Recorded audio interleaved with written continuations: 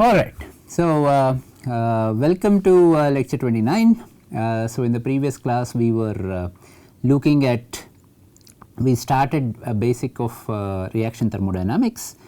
We were developing the language, we were trying to look at the reactions in a more generic sense, and we defined, or so we defined two variables, one of them called the reaction coefficient, the Q, and the other one which is called the equilibrium constant, correct. And the way we define these things, Q is supposed to know all about the reaction, the chemical reaction, the material science of it, which means it knows the activities of all the solids, all the liquids, all the gases, right, so involved in the reaction, right. And how much is it progressing, how much is it, so what are, so how many molecules of what react with, so what others to give what all, right. So all this material science information is in Q, correct, and that is what we want to engineer, correct. So we want to actually put in two molecules of methane with one molecule of something else to give carbon dioxide, whatever it is, right. So or to give graphene, right. So I want to make graphene, let's say, okay. So whatever it is, I want to tailor these reactions, okay. So now how do I tailor these reactions? Then so then I want to actually see where this, at what so what defines my equilibrium condition, right. And at equilibrium condition, so I said that delta G should be equal to 0, and based on delta G, which is equal to G naught plus KT ln Q, right. So when delta G equal to 0, that particular quantity defined by delta G equal to 0, that particular K defined by delta G equal to 0, given as K equal to exponential minus G naught by KT, that defines my equilibrium constant, right. Now I am always going to compare the Q with the K, right, and and we will do that comparison again, because last class in a hurry I made some mistakes, and maybe now is the opportunity to correct it. I mean I corrected it last class, but I was in a hurry, so let us do it more slowly and so more peacefully now, okay. Alright, so so again delta G, as we know, so I am going to rewrite these reactions equal to G naught plus KT ln Q, correct. And delta delta G equal to 0 defines the equilibrium,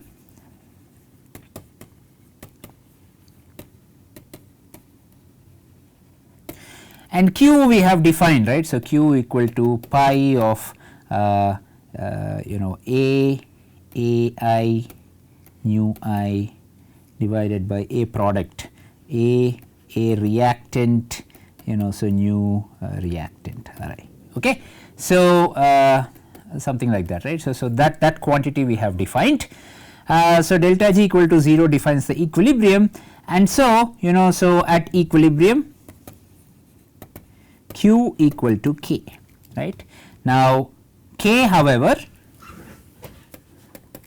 is nothing but exponential minus G naught by KT, right, K of T, or so I am going to use small k here, capital K here. This is the equilibrium constant, and this is a constant for a given temperature and pressure, okay. So this is a constant of reaction, and in the reaction we are just going to take the pure compounds, right. So the K of T is the constant, equilibrium constant for that reaction, okay. It's a constant, okay. Now Q, however, is defined as pi of A1 nu 1, A2 A3, these are the products, right.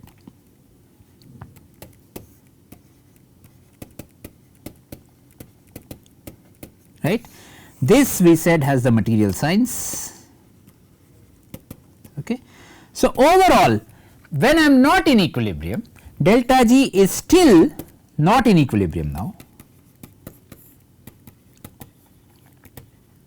Delta G is still G naught plus KT ln Q, right, or in other words I am going to write it as delta G equal to this G naught I am going to write in terms of the equilibrium constant, right, and if I write it in terms of equilibrium constant, that is minus KBT, right. So, this is the Boltzmann constant kBT ln K plus kBT ln Q, correct.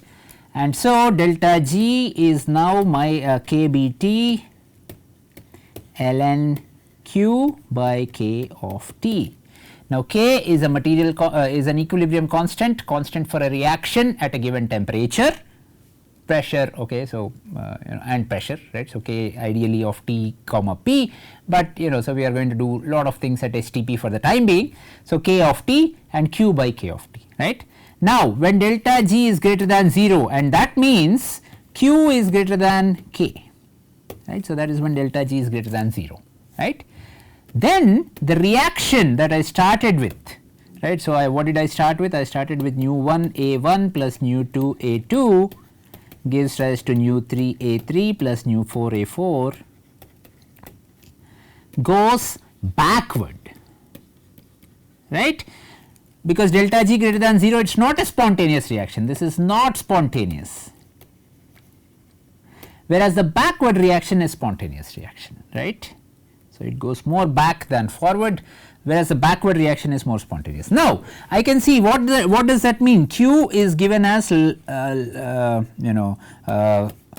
of products P1 nu 1 P2 nu 2 divided by R1 nu 1 R2 nu 2, right.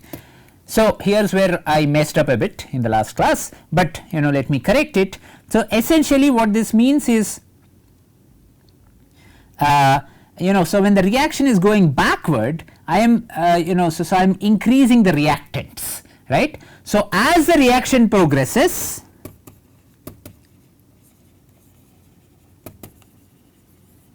and by reaction I mean the backward reaction progresses, I start increasing the reactants,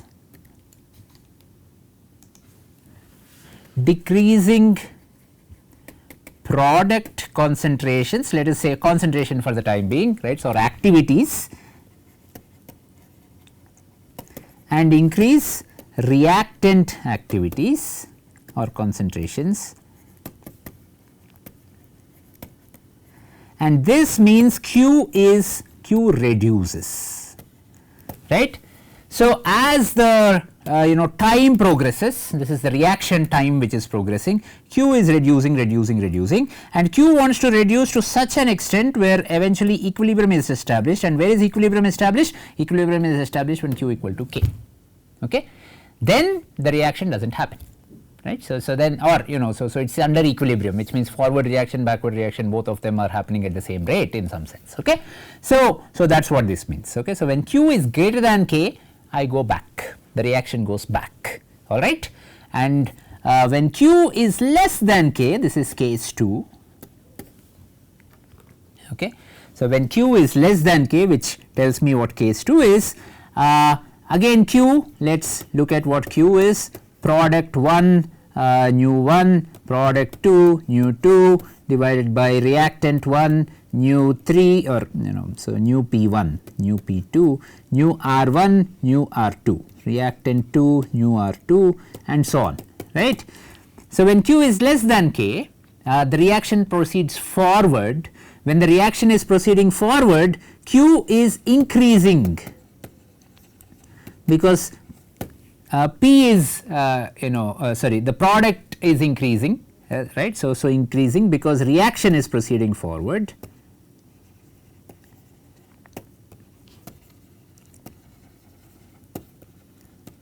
okay, and reaction proceeds forward until now Q hits K, and this is your K, right. So, this is K of T, okay. So, this defines the equilibrium, and here this defines the equilibrium, and this is backward reaction is spontaneous,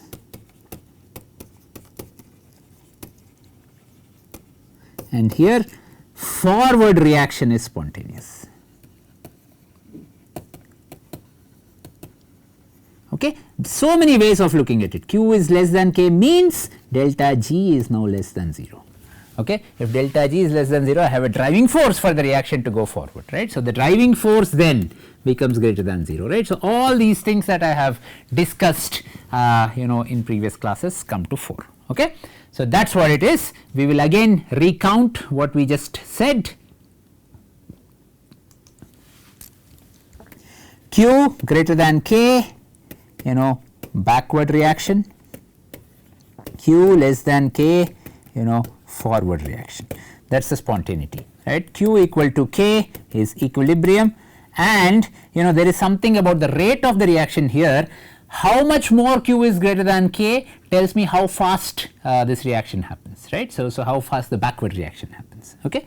Now, you may have seen this, right. So, you may have seen such statements, so there is reactant 1 plus reactant 2 gives rise to product 1 plus product 2, right, and then so there is increase the rate of forward reaction,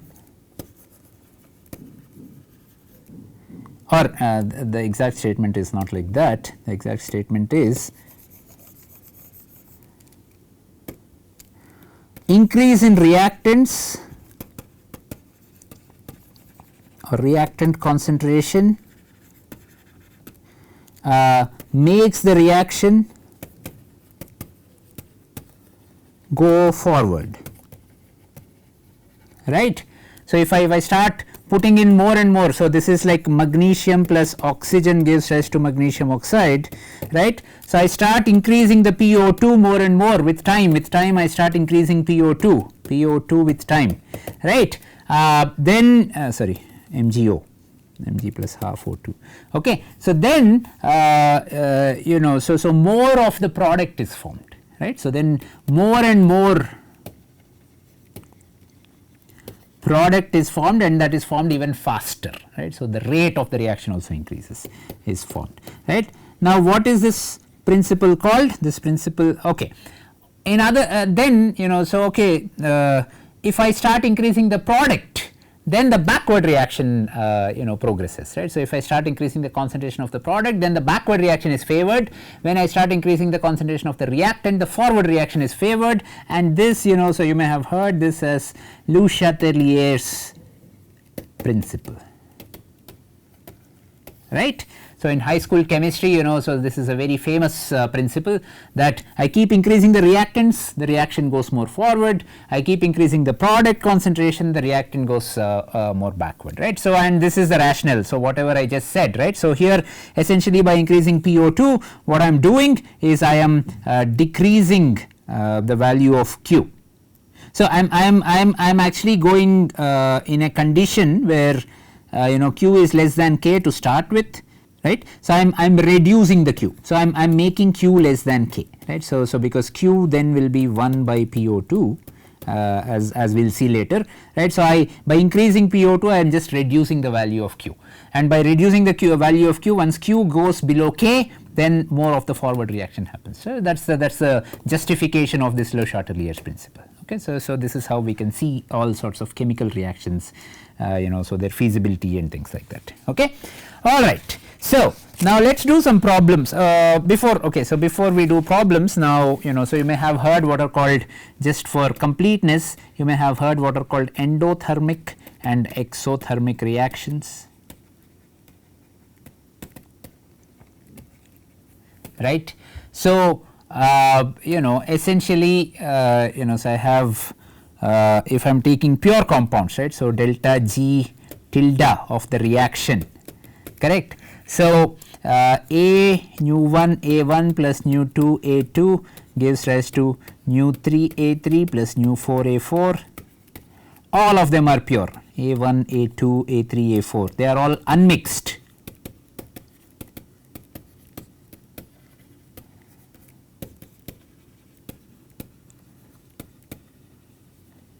Okay.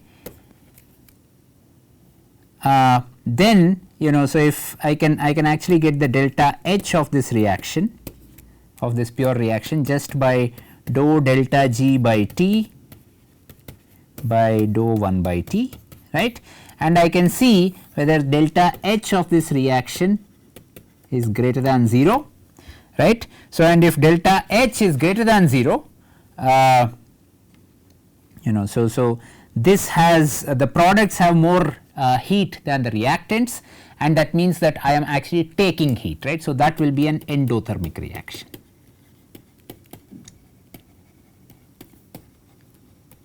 Right, and if delta H of the reaction is less than 0, then that will be an exothermic reaction, right. So, it just comes from delta G's, endothermic and exothermic reactions, right. But the major issue is endothermic reactions are feasible, exothermic reactions are feasible, but feasibility is not given by delta H of the reaction. Feasibility, for feasibility you have to come back to delta G's of reactions, okay. That is one thing, but these are delta H tilde, the pure delta H's of the reactions, right. So of the pure reaction, which means pure reactants react to give rise to pure products, right. So, there is no solutioning, there is no mixing of things, right. So, yeah, so that is the thing, okay. All right, good. So, with that let us do a simple problem, okay. So, just like delta G reaction is also a property of the reaction, right. It has got nothing to do with how many A molecules I have, A1 molecules I have, how many A2 molecules I have and so on. All that information is in Q, but this one just tells me what is the delta G of this reaction, okay. So, and which is a constant at a given temperature, right, and that is what defines my equilibrium constant. The delta H reactions, the delta H tilde of these sort of reactions, right. So, of pure compounds are also constants, okay. So, that's just the that is just to finish the train of thought, right. So, that we started, okay. Now, let us go solve a simple example, okay. All right. So, what is this example? I have a gaseous solution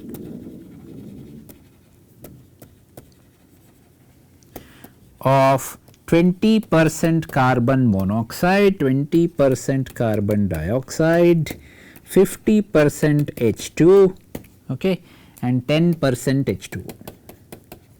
All these problems are there in some of the reference books that I have initially shown. So, it is just a mixture of all gases, right. So, now it is not clear whether all these gases are at equilibrium or not, right. So, they can start mixing, they start reacting, right. So, this is brought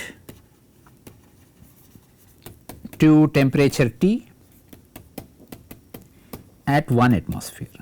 Right. So, all these are reactive gases, gaseous solution, but these are all reactive gases. Carbon dioxide can lose some oxygen and give it to carbon monoxide or hydrogen, forming water and so on and so forth, okay. Now, in these reactive gases, what you need to do is you have to calculate the equilibrium composition of all the gas species. Now, it becomes obvious for us later on why we should always look at equilibrium, right.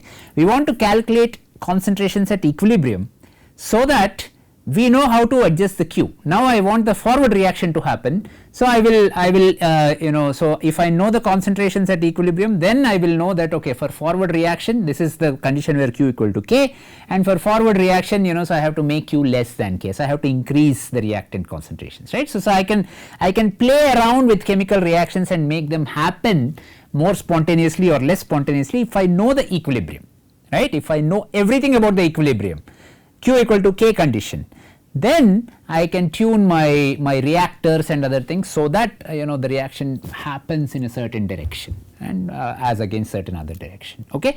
But that is the most important point of reaction thermodynamics, is I want to know what that equilibrium point is, right. And now I am going to solve a very simple problem of 4 gases, reactive gases, but this can just go very crazy very soon, right. So in fact I can have 7 components, 5 phases and whatnot, right. So everything is, it's reacting, it is forming various phases, it can get really messy. When it gets really messy, the first thing that one needs to keep in mind is I will look for equilibrium. There is a mess, but this mess should be in equilibrium under so with some concentrations of each of the species in various phases. I will look for that equilibrium, and then I want so one of my compounds to form. So I will appropriately engineer my Q such that Q is less than K or Q is greater than K condition holds, and that product is formed more than the other products, right. So this is essentially the design of reactions, okay, so of chemistry, okay, and that is what we are going to do. So I am going to give you a very beautiful case study that happens every time in so that happens a lot in silicon industry, right. It's a very well known problem, but we'll come to that after solving this very little tiny problem, okay. So I want to calculate the equilibrium composition. So equilibrium is important, that is what I wanted to tell you, right. So at T equal to 700 degrees 700 Kelvin, sorry, not degrees Celsius, 130 Kelvin and 1500 Kelvin, and it is not true that it's the same everywhere, okay. Okay, now why do I call them as reactive gases? If they are reactive gases, there should be some reaction, right. So carbon dioxide plus hydrogen gives rise to, right. So this is the reaction, this is forward, this is backward, CO plus H2, right. So this is why carbon dioxide in the presence of hydrogen is going to react to give CO and H2, right. So it is not that it is not this nice, so we started putting gases in chambers, right. So H2 are gone, nitrogen, some oxygen, nothing reacts with each other here, but here when I put carbon dioxide, hydrogen, carbon monoxide and H2O and then start breaking these barriers, they will start reacting with each other, right. So the equilibrium is now defined by just reactions, the chemical reactions that happen, okay.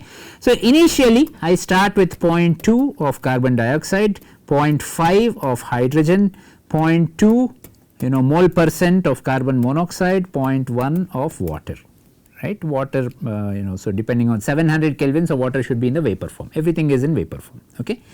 This is the initial composition, right, and the final composition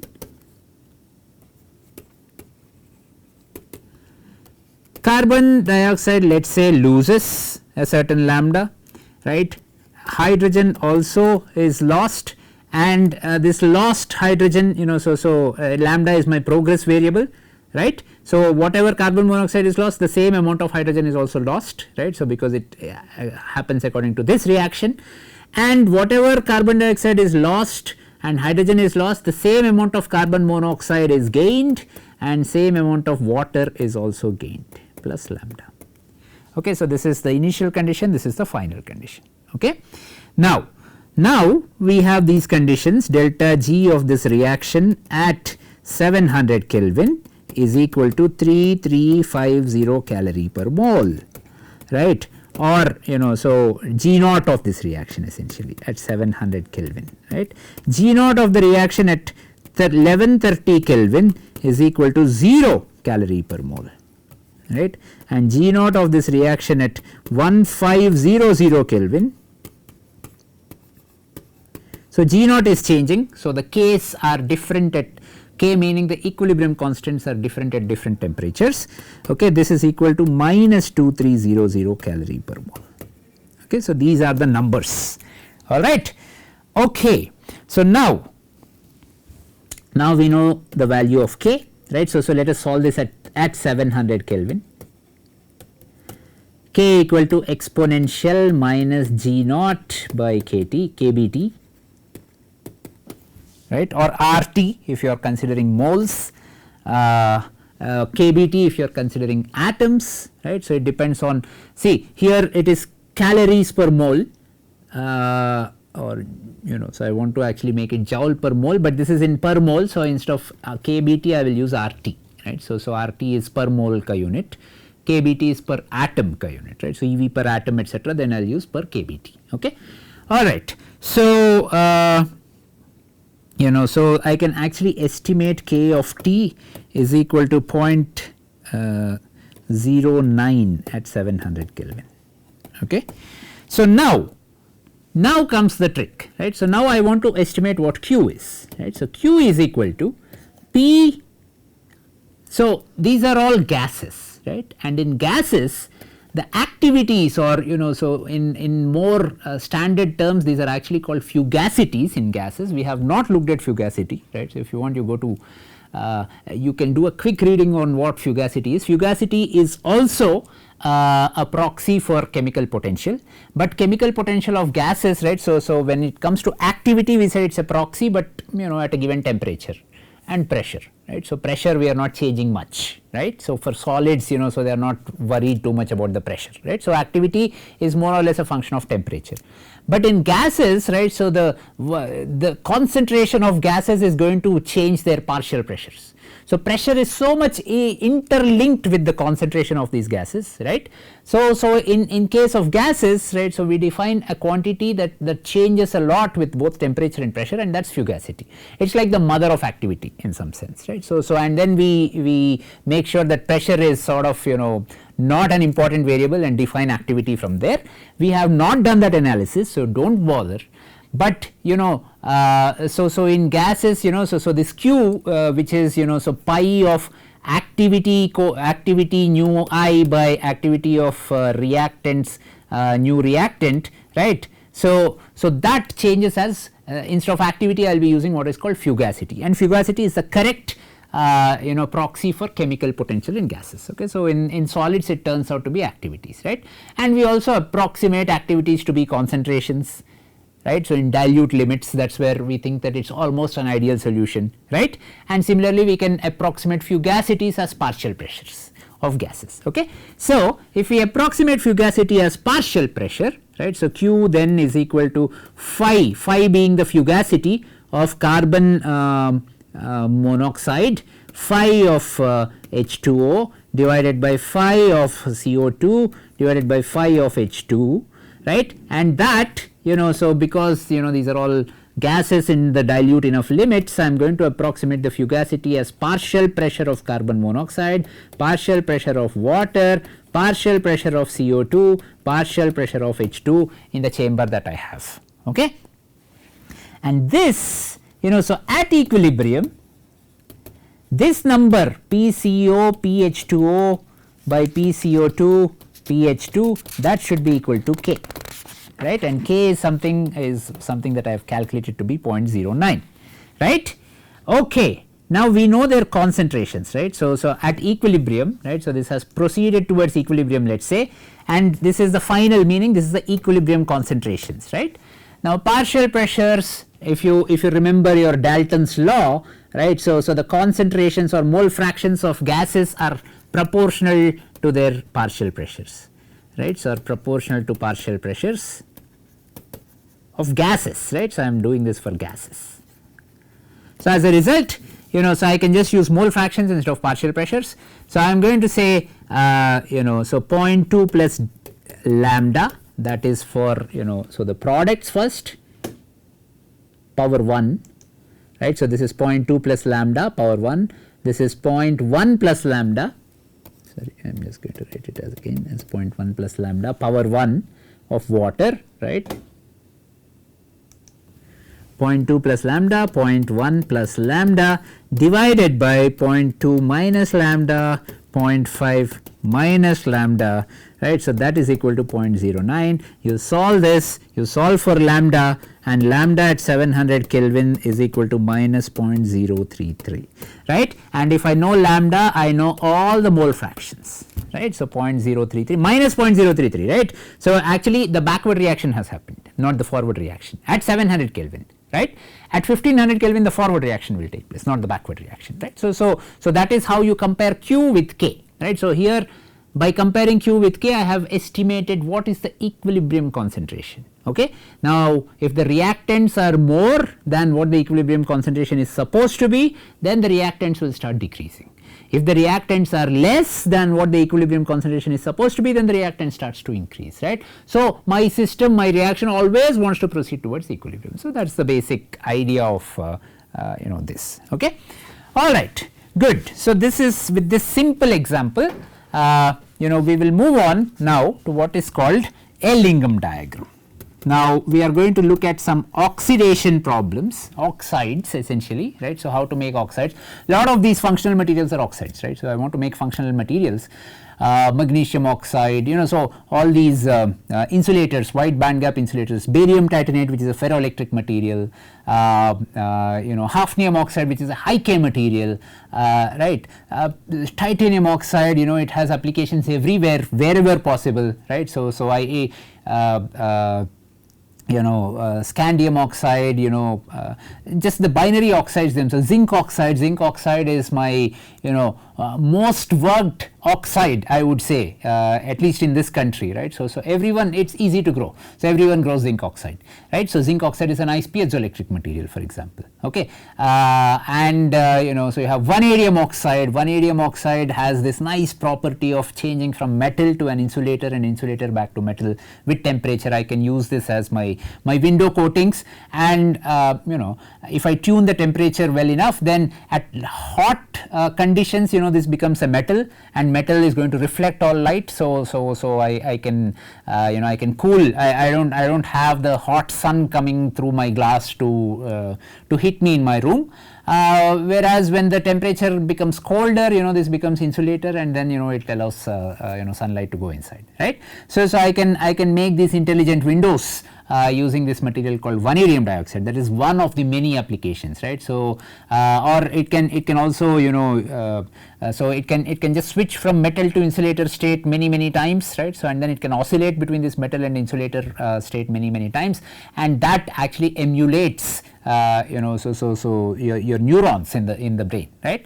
So there are a lot of oxides. Zirconium oxide is an ion conductor, right. So or yttrium oxide, zirconium oxide, all these things, so they are solid ion conductors, right. So if you want to do ionic conduction, right, so at elevated temperatures, these are the materials that you want to use, okay. And all the batteries are oxides, right. So all the anodic materials, cathodic materials, right. So a lot of them are well known oxide materials, okay. Now so let us pay special attention to this family of materials, oxides and oxidation reduction, hence, right. So how can I make an oxide, how can I not make, or so reduce an oxide, right. So this is what Ellingham diagrams sort of tell us, okay. Now I have sort of twisted the Ellingham diagram and explained you, or so given you motivation in context of functional materials, right. But Ellingham diagrams originally came out to understand the problem of corrosion, right. So I have this steel, and steel corrodes, right. So steel gets oxidized, right. So how do I prevent corrosion, right. And for that I have to actually understand, so what is once let steel corrode, that's okay at these conditions, let steel corrode, that is fine, but I so I want to understand the equilibrium.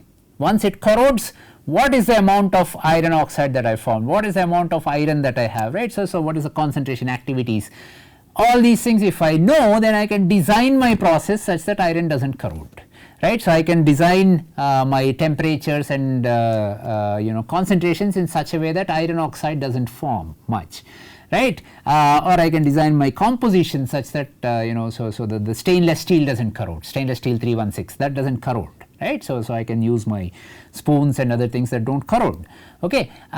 So that's the thing. So this help people in preventing corrosion, or not preventing but finding out engineering solutions to prevent corrosion. Now we will employ similar techniques, right. So similar Ellingham diagram we will try to understand in the context of reaction thermodynamics, and we are going to look at functional materials, okay. And we are going to say, okay, this oxide I need it to form, and this oxide I don't need it to form, right. So we will look at some case study, one of the case studies like that, okay. And so the problem is the same applied in a different context, right. So as a result, so that's why this field is so interesting that so whatever people in metallurgy do, people in functional materials can sort of borrow, or vice versa. So whatever people have discovered in functional materials, people in metallurgical engineering can borrow and then use it in metals, right. So as to get some engineering solutions. One is happening at a nanometric scale, the other one is happening at much larger bulk scales, right. So but doesn't matter, thermodynamics is the same, okay. All right. So with that, so Ellingham diagram, so I'll come to Ellingham diagram, but first let us look at an oxidation of a metal.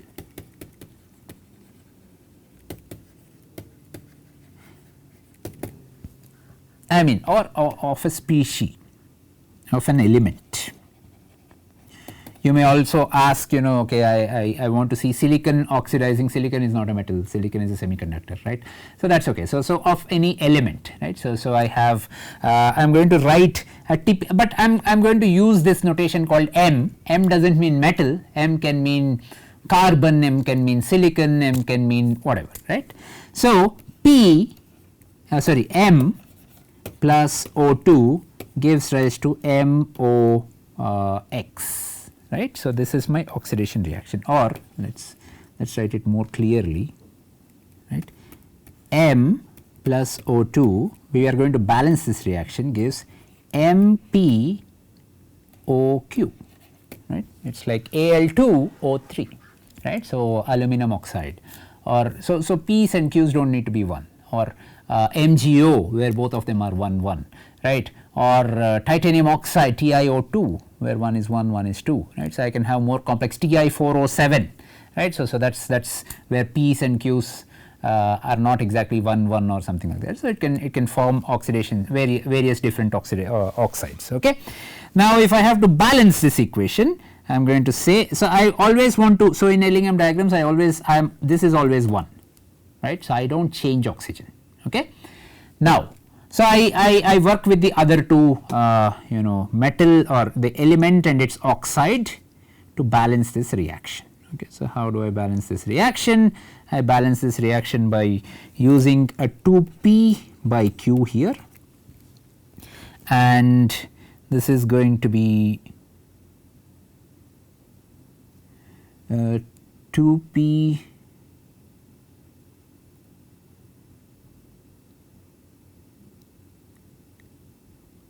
this should be 2 by q,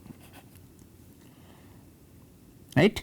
So I have 2 oxygens, right. So 2 oxygens on this side, I have 2p metals, 2p by q metals, and I have 2p by q metal atoms, right. So this is how I balance this reaction. Okay.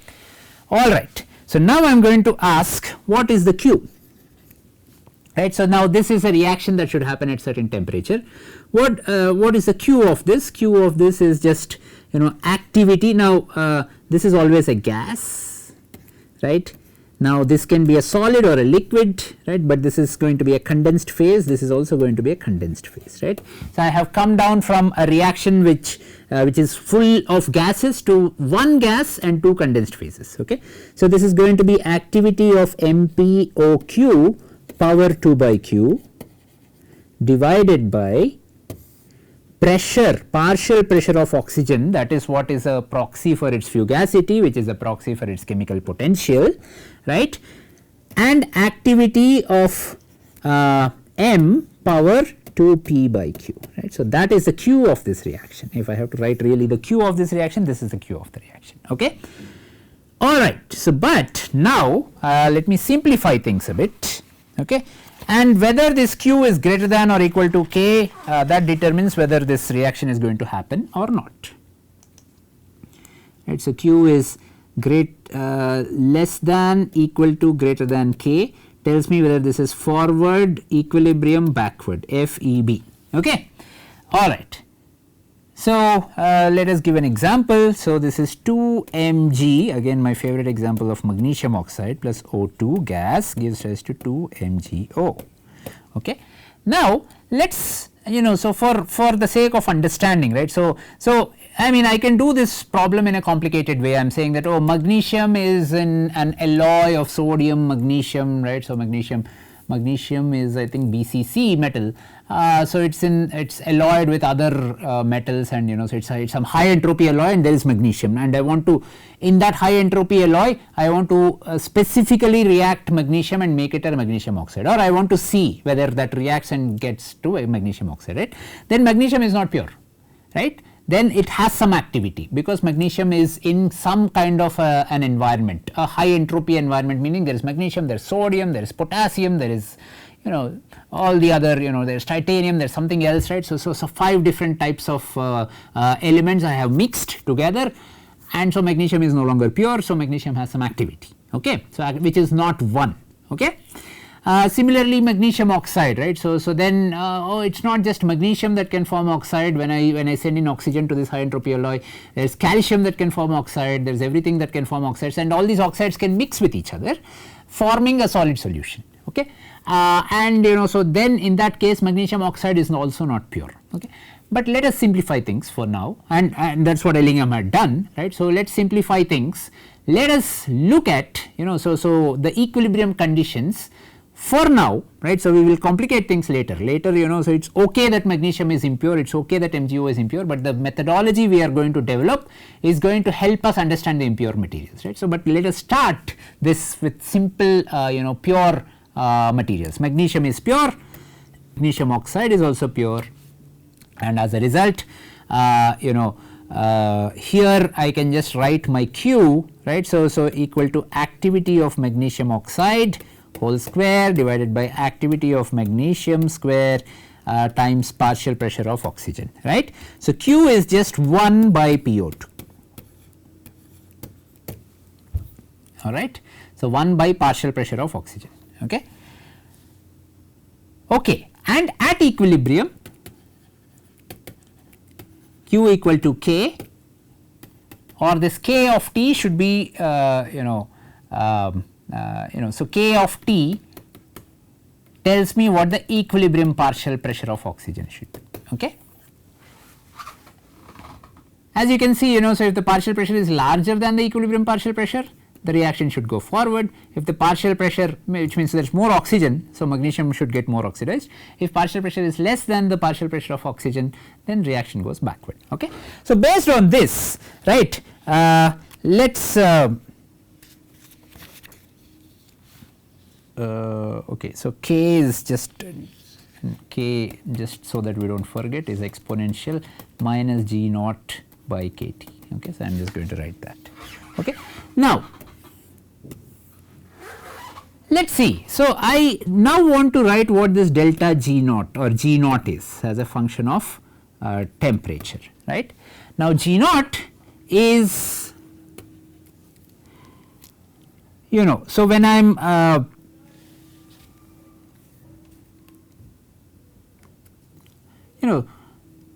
any G as a function of temperature, right. So G is given as H naught minus T S naught, right, and so as a function of temperature, so I can see that so we have done a lot of these sort of things.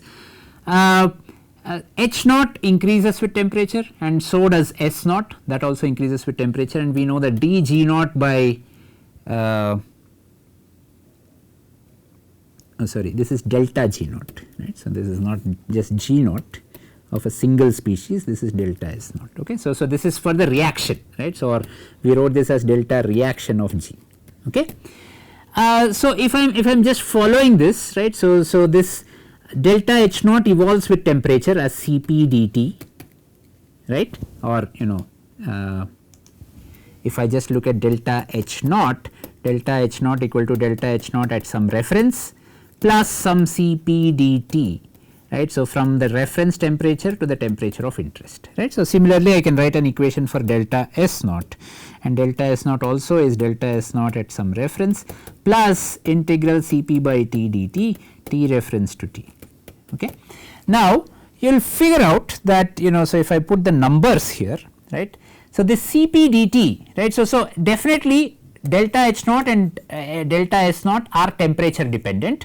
So delta G naught or G naught, what I just called it as G naught, which is of the pure compound reaction, that should also have a variation with temperature, they should vary with temperature.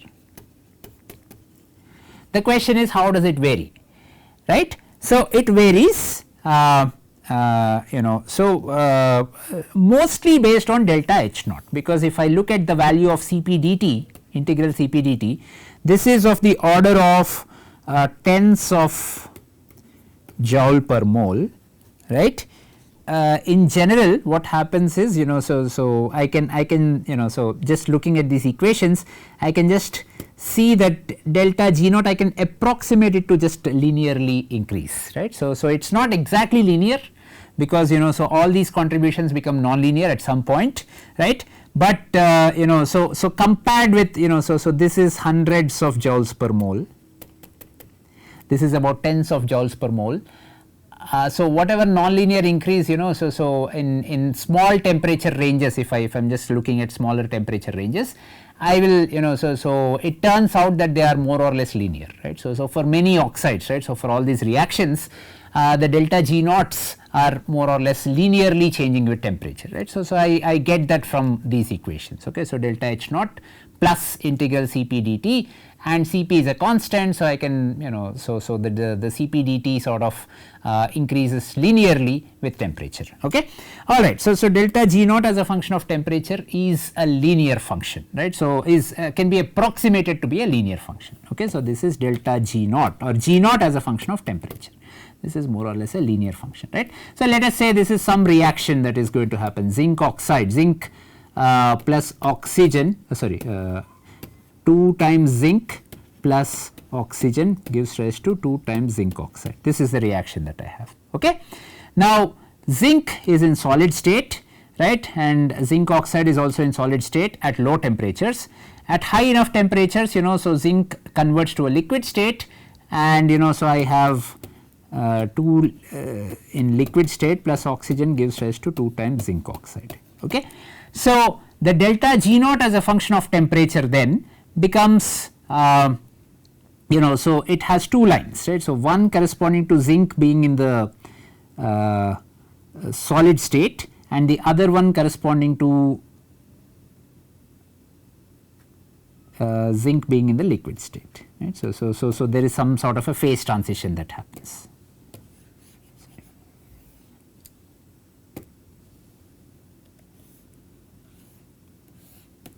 Okay, so this is the point where there is T melt of zinc. Okay, so so essentially this is how so we are going to, if we graphically see what this G naught is as a function of temperature, we said G naught is a function of temperature. These are the plots, right. So it more or less looks linear, right. So I'm not, I mean you can derive it more or less, but so where is it? Yeah.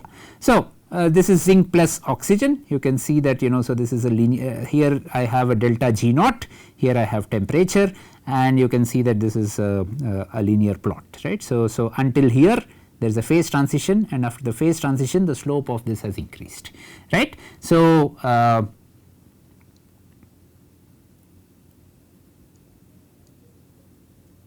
yeah. Okay, so far then this is what we have done. We have understood what the delta G naught is as a function of temperature, okay. Now the question is, this is an independent understanding of delta G naught as a function of temperature. Delta G naught should be these straight lines as a function of temperature, okay. Now what is the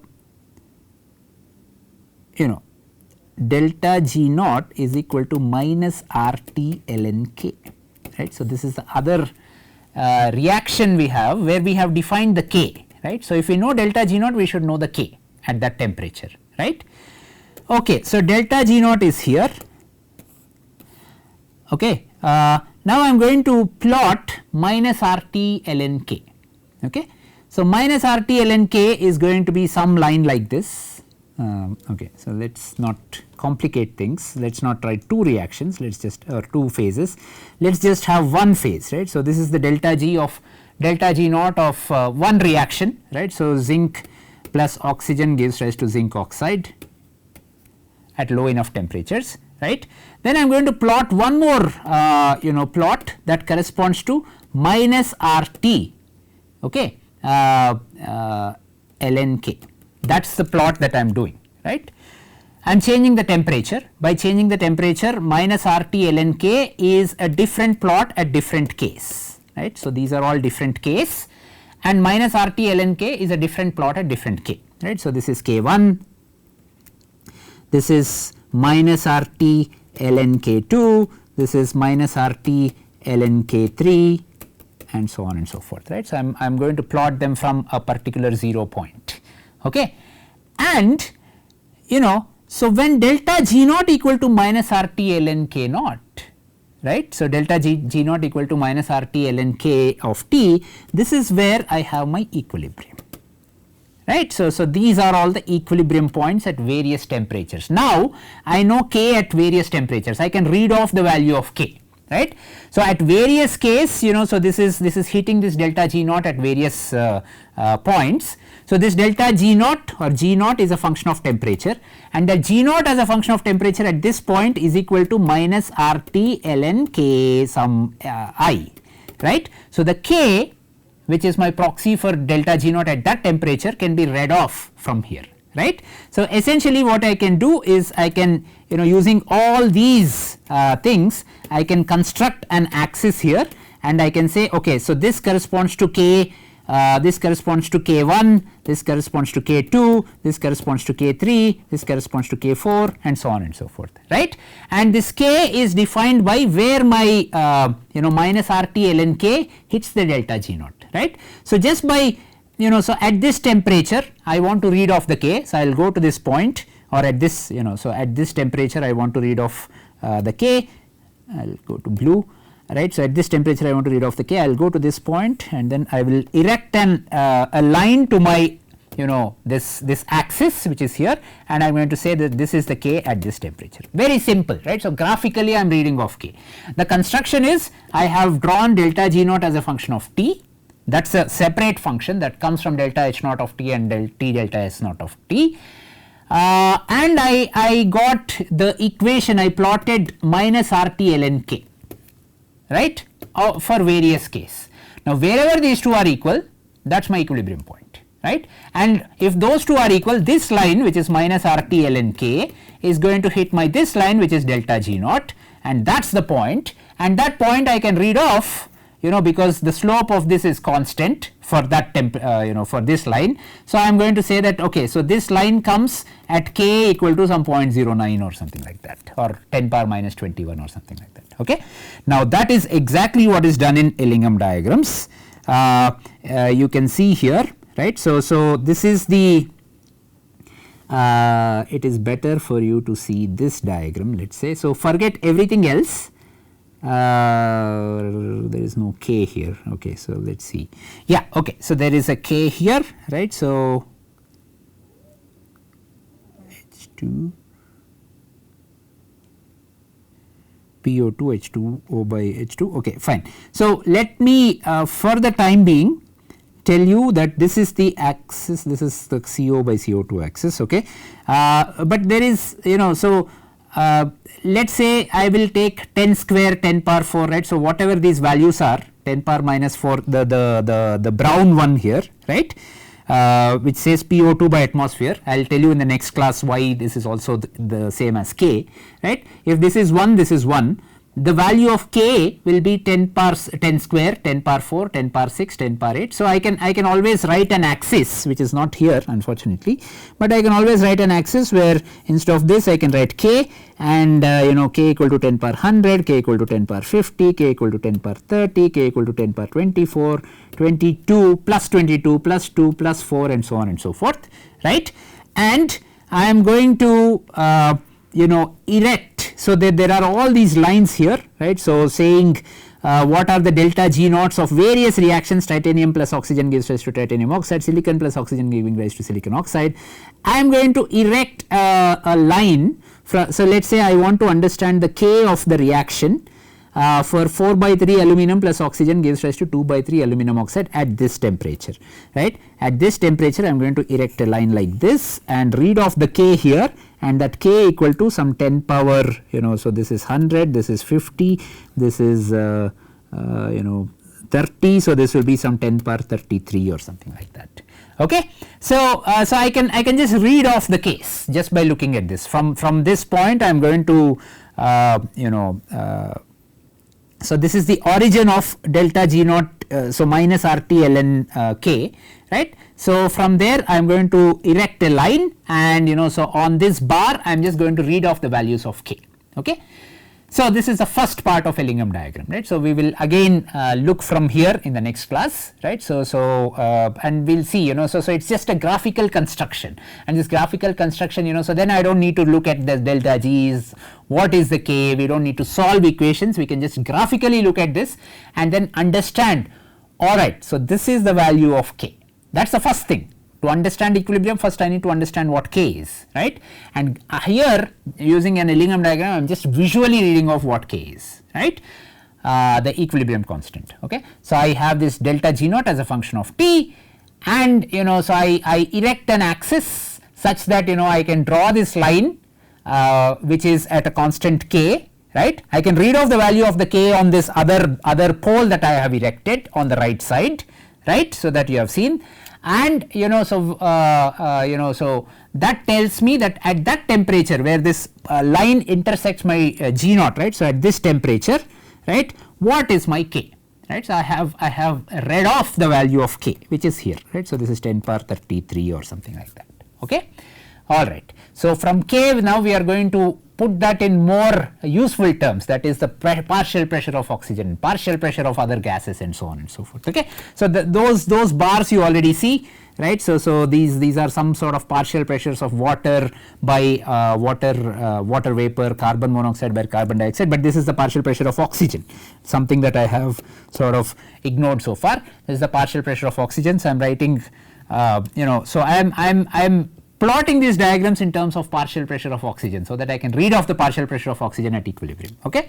So we will come back to this in the next class. Okay. But the point being, so in Ellingham diagram, so I can so I have, this is the delta G naughts, and these lines are minus RT ln K.